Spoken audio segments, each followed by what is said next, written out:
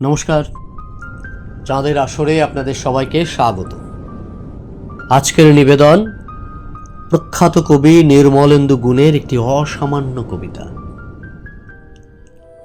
আমি বলছি না ভালোবাসতেই হবে, আমি চাই কেউ একজন আমার জন্য অপেক্ষা করুক, শুধু ঘরের ভিতর থেকে দরজা খুলে দেবার জন্য।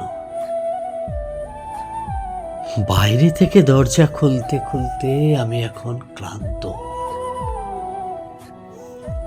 আমি বলছি না ভালোবাসতেই হবে, আমি চাই কেউ আমাকে খেতে দিক। আমি হাত পাখা নিয়ে কাউকে আমার পাশে বসে থাকতে বলছি না। আমি জানি এই ইলেকট্রিকের যুগ নারীকে মুক্তি দিয়েছে স্বামী সেবার দায় থেকে। আমি চাই কেউ একজন জিজ্ঞেস করুক আমার জল লাগবে কিনা, নুন লাগবে কিনা, পাট শাক ভাজার সঙ্গে আরো একটা তেলে ভাজা শুকনো মরিচ লাগবে কিনা। এঁটো বাসন, গেঞ্জি, রুমাল আমি নিজেই ধুতে পারি। আমি বলছি না ভালোবাসতেই হবে,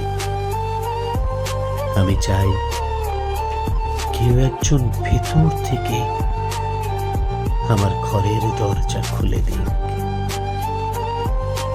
কেউ আমাকে কিছু খেতে বলুক। কাম বাসনার সঙ্গী না হোক, কেউ অন্তত আমাকে জিজ্ঞেস করুক তোমার চোখ এত লাল কেন।